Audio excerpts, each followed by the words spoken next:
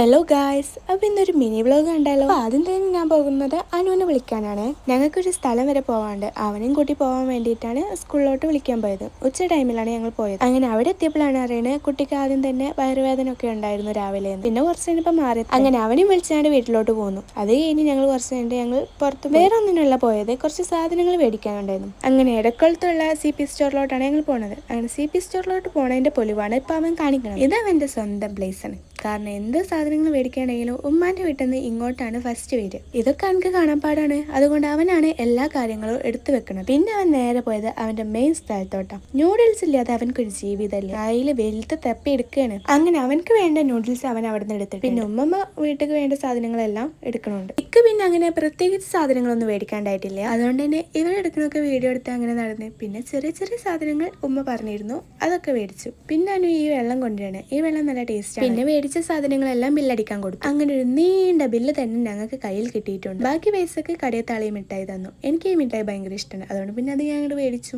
അത് കഴിഞ്ഞ് നേരെ വെജിറ്റബിൾസ് മേടിക്കാൻ പോയി. അങ്ങനെ അതൊക്കെ കഴിഞ്ഞ് നേരെ അവിടെ നിന്ന് ഒരു വണ്ടി വിളിച്ചാണ്ട് പോകുന്നു. പോകുമ്പോ ബസ്സിലാണെങ്കിലും വരുമ്പോ വണ്ടിയിലാണ്. പിന്നെ ഫ്രൂട്ട്സും മേടിച്ച് നേരെ വീട്ടിലോട്ട് പോയി. അപ്പൊ ബൈ.